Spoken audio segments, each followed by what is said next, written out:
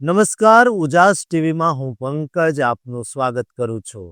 આજના તારીખ 29 નવેમ્બર અને શનિવારના અમેરિકાના મુખ્ય સમાચારોમાં જોઈએ તો અમેરિકામાં ગેરકાયદે વસવાટ કરતા ગુજરાતીઓએ હવે સાવધાન થઈને ઘરમાં પુરાઈ જવું પડે તેવી સ્થિતિ સર્જાઈ છે.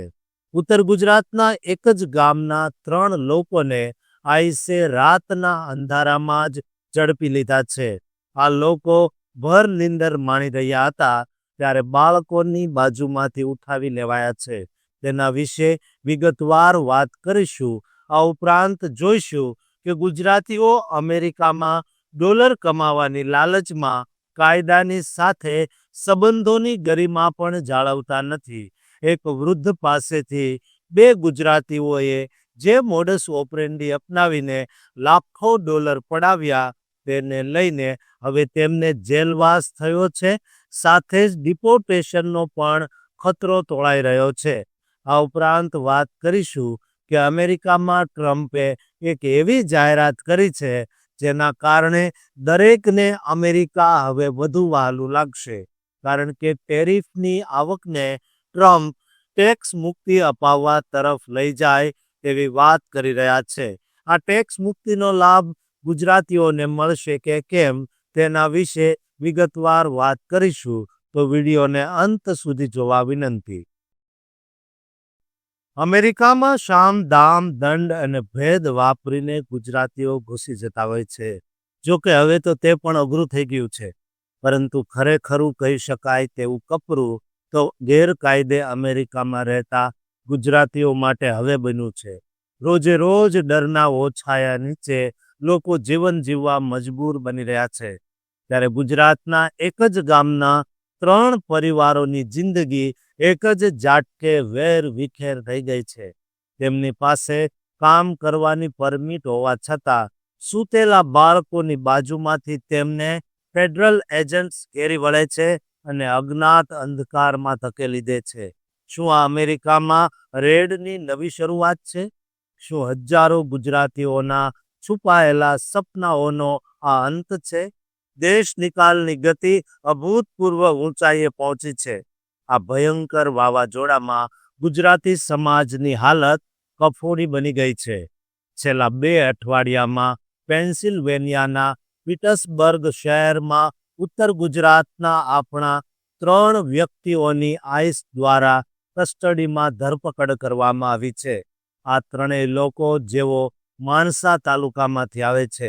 તેઓ લગભગ 2 થી 3 વર્ષ પહેલા અમેરિકામાં ગેરકાયદેસર રીતે પ્રવેશ્યા હતા. આ ધરપકડ કરાયેલા લોકોમાં 2 નાના બાળકોની માતા એવી એક મહિલાનો પણ સમાવેશ થાય છે, જે આ ઘટનાને વધુ હૃદયદ્રાવક બનાવે છે. સમાજમાં એવી અફવાઓ છે કે આ ધરપકડો લક્ષિત કાર્યવાહીનો ભાગ હતી. 2 વ્યક્તિઓને તેમની કામ કરવાની જગ્યા પરથી અને ત્રીજી વ્યક્તિને ઘરે જતા સમયે પકડી લેવામાં આવી હતી. આઈસ એજન્ટો વોરંટ સાથે ઝડપથી કાર્યવાહી કરી અને હવે 3ને જેલના સળિયા પાછળ ધકેલે છે. ચોંકાવનારી વાત એ છે કે આ લોકોએ શરણ માટે અરજી કરી હતી અને તેમના કેસ ચાલી રહ્યા હતા ત્યારે કામ કરવાની પરમિટ પણ મેળવી હતી, છતાં તેમને પકડી લેવાયા.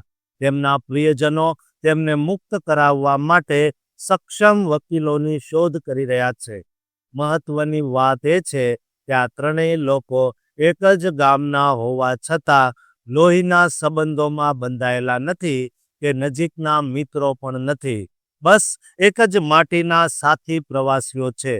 પેન્સિલ્વેનિયા, જ્યાં ગુજરાતીઓનો મોટો સમાજ વસવાટ કરે છે, ત્યાં પણ ઇમિગ્રેશન કાયદાનો અમલ સઘન રીતે બનાવવામાં આવ્યો છે.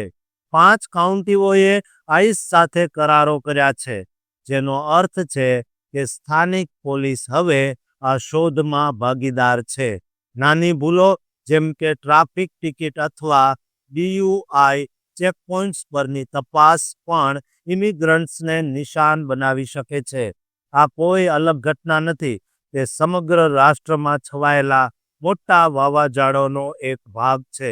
2025માં જ સેંકડો ગુજરાતીઓને દેશ નિકાલનો સામનો કરવો પડ્યો છે. વર્મોન્ટમાં સ્ટોર માલિક પીટર પટેલને તેમના સ્ટોરમાંથી અને શિકાગોના એક ગુજરાતી ટેક્સી ડ્રાઈવરને રોકીને ધરપકડ કરવામાં આવી. આઈસની ધરપકડ પછી જેલમાંથી બહાર આવવું હવે ખૂબ જ મુશ્કેલ બની ગયું છે. જો કોઈના અંતિમ દેશ નિકાલનો આદેશ આવી ગયો હોય અથવા અસાયલમ માટે અરજી ન કરી હોય તો મુક્તિ લગભગ અશક્ય છે. હવે નાનામાં નાની ભૂલોને પણ નજરઅંદાજ કરવામાં આવતી નથી. સગીરને સિગારેટ વેચવી કે દારૂ પીધેલા ડ્રાઇવિંગ જેવી ભૂલો પણ દેશ નિકાલની કાર્યવાહી તરફ દોરી શકે છે. આપણા માટે આ એક ગંભીર ચેતવણી છે. પીટર્સબર્ગમાં રહેતા તે ત્રણેય વ્યક્તિઓ વિશે વિચારો. આઈસની કાર્યવાહી વધવા છતાં શિકાગોની માતા કે વર્જિનિયાના યુવકની જેમ કાનૂની લડત લડવાની જરૂર છે. જો તમે અથવા તમારા કોઈ પરિચિત આ ભૂલ ભૂલામણીમાંથી પસાર થઈ રહ્યા હોય તો વિશ્વસનીય કાનૂની સહાય માટે સંપર્ક કરો. ખખડાટની રાહ ન જુઓ, ત્યારે એ ઘટના સર્જાઈ શકે છે. શું તમે કલ્પના કરી શકો છો કે જે સમાજ અમેરિકામાં મહેનત અને ઈમાનદારી માટે જાણીતો છે તે જ સમાજના યુવાનો લાખો ડોલરના આંતરરાષ્ટ્રીય કૌભાંડમાં સામેલ હોઈ શકે? ગુજરાતીઓ આવું પણ કરી શકે? ફેડરલ એજન્ટના નકલી બેજ, વોટ્સએપ પર ગુનાનું આયોજન અને એક આખો પરિવાર પાયમાલ. આ ઘટના અમેરિકામાં વસતા આપણા ગુજરાતી સમાજ માટે કેટલી મોટી ચેતવણી છે. અમેરિકાના કેનોશાની એક મહિલાને પાયમાલ કરી દેવામાં આવી છે અને બે સ્થાનિક ગુજરાતી યુવકોને ગંભીર આરોપોનો સામનો કરવા મજબૂર કર્યા છે, જે વિદેશથી ચાલતી ચતુર ઓપરેશન સાથે જોડાયેલું છે. અનામી રહેવાની શરતે પીડિતા નોર્થ સાઇડ કેનોશાની એક મહિલા એ તેની વેદના વ્યક્ત કરી, જાહેર કર્યું કે કેવી રીતે તેણે તેની આખી જીવનભરની કમાણી આ જાળમાં ગુમાવી દીધી. સ્કેમરોએ ફોન દ્વારા તેનો સંપર્ક કર્યો, પોતાને ફેડરલ એજન્ટ તરીકે રજૂ કર્યા અને દાવો કર્યો કે તેના બેંક ખાતાઓ તોડી પાડવામાં આવ્યા છે. તેઓએ તેને ડરાવીને સમજાવી દીધું કે હેકરોથી બચવા માટે તેના ખાતાઓમાંથી દરેક પૈસો કાઢીને સોનામાં બદલવો પડશે. 1 માર્ચે એક કુરિયર તેના દરવાજે આવ્યો અને તેણે $3.32 લાખ મૂલ્યના સોનાથી ભરેલા પાર્સલ તેને સોંપી દીધા. માત્ર 2 અઠવાડિયા પછી 15 માર્ચે તેણે બીજા $1.39 લાખ સોનું આપી દીધું. કુલ મળીને મહિલાએ $6.53 લાખ ગુમાવ્યા, જેના કારણે તેને પોતાનું ઘર પણ વેચવાની ફરજ પડી. સરકારી વકીલોના મતે આ કૌભાંડ એક સાંકળ દ્વારા ચાલતું હતું અને જગદીશ નંદાણી તે વ્યક્તિ હતો જે સોનાના બોક્સ લેવા પીડિતાના ઘરે ગયો હતો. તપાસમાં બહાર આવ્યું છે કે એક વોટ્સએપ ગ્રુપ આ ઓપરેશનનું કેન્દ્ર હતું, જ્યાં વિદેશથી સૂચનાઓ આવતી હતી અને ચિંતન ઠક્કર અને જગદીશ નંદાણી સુધી પહોંચાડવામાં આવતી હતી. ડિસ્ટ્રિક્ટ એટર્ની ઝેવિયર સોલિસના જણાવ્યા મુજબ સ્કેમરો અને આ બંને યુવકો ચેટમાં પીડિતની વિગતો અને રોકડ સોનાના ફોટા શેર કરતા હતા. બુધવારે કોર્ટમાં ચિંતન ઠક્કરના વકીલે આરોપોને રદ કરવાની માંગ કરી, પરંતુ કોર્ટે કમિશનર વકીલ મિશેલે તે ફગાવી દીધી. ચિંતનને સ્થળ પર કસ્ટડીમાં લેવામાં આવે તેવો આદેશ અપાયો અને મુક્ત થવા માટે $25,000 બોન્ડ નક્કી કરવામાં આવ્યો. તેના વકીલની આર્થિક મુશ્કેલીની દલીલ પણ ન સ્વીકારાઈ. વિસ્કોન્સિનના રેકોર્ડ્સ દર્શાવે છે કે જગદીશ નંદાણી પર પણ ધરપકડનું વોરંટ છે. ઇલિનોઇસ પોલીસે માર્ચ 2025માં તેને પકડ્યો હતો અને તેણે કબૂલ્યું હતું કે તેણે પીડિતાના દરવાજેથી સોનાના પાર્સલ લીધા હતા અને ચિંતનનું નામ પણ આ કૌભાંડમાં સામેલ કર્યું હતું.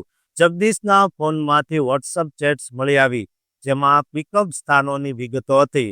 કોર્ટ ફાઇલિંગ સ્પષ્ટ કરે છે કે જગદીશ સ્થળ પર જઈને સોનું લેતો હતો, જ્યારે ચિંતન ભારતમાં બેઠેલા સ્કેમરો સાથે વોટ્સએપ પર જોડાયેલો હતો. બંને રોલ નામના મુખ્ય એક વ્યક્તિને જવાબ આપતા હતા. જગદીશ જે કારનો ઉપયોગ કરતો હતો તે ચિંતનની હતી. દરેક હોલ માટે જગદીશને નજીવા $1000 થી $1500 મળતા હતા. જ્યારે મોટો નફો ભારતમાં જતો હતો. તેમના ઇમિગ્રેશન દરજ્જા વિશે હજી સુધી કોઈ માહિતી મળી નથી, પરંતુ આ ગંભીર ગુનાઓ દેશ નિકાલનું કારણ બની શકે છે. આ ઘટના આપણા દરેક વડીલ માટે એક ચેતવણી છે કે ફોન પર અજાણ્યા અવાજોથી સાવધાન રહો. ઉજાસ ટીવી તમને સત્ય જણાવે છે. દરેક અવાજની ચકાસણી કરો, તમારા પૈસાની સુરક્ષા કરો અને કોઈના પર વિશ્વાસ કરતા પહેલા પરિવારજનો પર આધાર રાખો. દુનિયાભરના ધનવાનો ટેક્સમાં વધારો થતા પોતાના રાષ્ટ્ર છોડી રહ્યા છે. તેઓ એવા રાષ્ટ્ર તરફ જઈ રહ્યા છે જ્યાં તેમની કમાણીમાંથી સરકારનો કોઈ જ હિસ્સો ન હોય. એપ્રિલ મહિનામાં ટેક્સ ભરવાનો ડર જ ન હોય. ફક્ત તમારી કમાણી તમારા ખિસ્સામાં. જે આવક છે તેમાંથી કોઈ સરકારી તંત્ર $1 પણ છુપી રીતે કે સીધી રીતે ન લઈ જાય. પણ તેની કિંમત શું હશે? જેમ જેમ આયાત પર ટેરિફ આસમાને પહોંચી રહ્યા છે, તેમાંથી આજે ડિવિડન્ડનું વચન અપાઈ રહ્યું છે. અને આ વચન પણ કોણ આપે છે? જે સતત પોતાના નિવેદનો બદલવા માટે જાણીતા છે, એટલે કે અમેરિકાના રાષ્ટ્રપતિ ડોનાલ્ડ ટ્રમ્પ. થોડા દિવસો પહેલા તે કહેતા હતા કે દરેક અમેરિકનને $2000 આપીશ, અને હવે કહે છે અમે સંપૂર્ણ ટેક્સ જ હટાવી દઈશું. શું આ શક્ય છે? કેવી રીતે મળશે લોકોને લાભ? અમેરિકામાં વસતા ભારતીયોને આ લાભ મળશે કે કેમ તે અંગે ચાલો વિસ્તારથી જાણીએ. રાષ્ટ્રપતિ ડોનાલ્ડ ટ્રમ્પ દ્વારા આવકવેરાને સંપૂર્ણપણે નાબૂદ કરવાનો અનોખો વિચાર તરતો મૂકવામાં આવ્યો છે, અને આ બધાનું ભંડોળ ટેરિફની ભરમારથી પૂરું પાડવાનું છે. ગુરુવારે પત્રકારો સાથેની વાતચીતમાં તેમણે જણાવ્યું હતું કે ટેરિફમાંથી આવતા અબજો ડોલર આવનારા થોડા વર્ષોમાં આવકવેરાને ભૂંસી શકે છે. થોડા અઠવાડિયા પહેલા તેમણે લાખો અમેરિકન પરિવારોને $2000 ચેક, તેને ટેરિફ ડિવિડન્ડ કહેવામાં આવે છે, તે આપવાની વાત કરી હતી, જે વેપાર લેવીમાંથી સીધી ચૂકવણી હતી. આવકવેરાને નાબૂદ કરવા માટે યુએસ સરકારને દર વર્ષે માત્ર ટેરિફમાંથી જ આશ્ચર્યજનક $2.5 ટ્રિલિયન ની કમાણી કરવાની જરૂર પડશે, જે ગયા નાણાકીય વર્ષની ડ્યુટીની કમાણી કરતાં 10 ગણી વધારે છે. એક તરફ ટ્રમ્પ કરિયાના જેવી રોજિંદી વસ્તુઓ પરના ટેરિફ ઘટાડી રહ્યા છે, ફુગાવા માટે વધતા ભાવોને દોષ આપી રહ્યા છે, અને તેઓ વેપાર સમજૂતીની વાત પણ કરી રહ્યા છે. આનાથી ટેરિફની આવક ઘટશે, જે તેમના મોટા ટેક્સ નાબૂદીના સ્વપ્નને ભંડોળ પૂરું પાડવું વધુ મુશ્કેલ બનાવશે. છતાં રાષ્ટ્રપતિ પોતાનો દાવો મજબૂત કરે છે. ચાલો યુએસ ટ્રેઝરીના આંકડાઓમાં આને જમીન પર લાવીએ.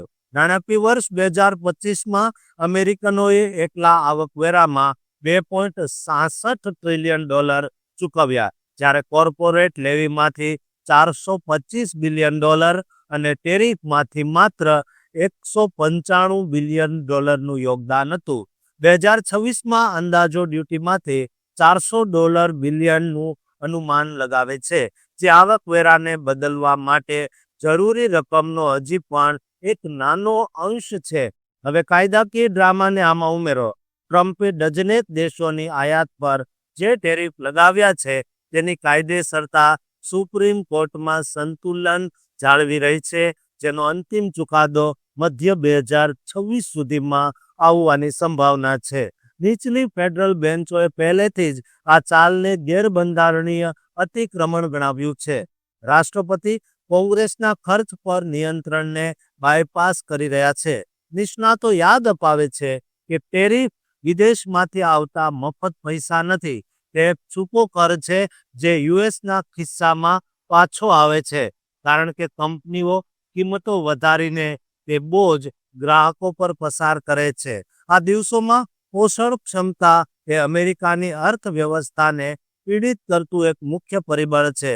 ટ્રમ્પનો $2000નો ચેક પીચ ડ્યુટીને ન્યાયી ઠેરવવાનો લક્ષ્ય ધરાવે છે, પરંતુ વિવેચકો ચેતવે છે કે આ રોકડ પરિભ્રમણમાં પંપ કરવાથી ફુગાવાની આગને હવા મળી શકે છે.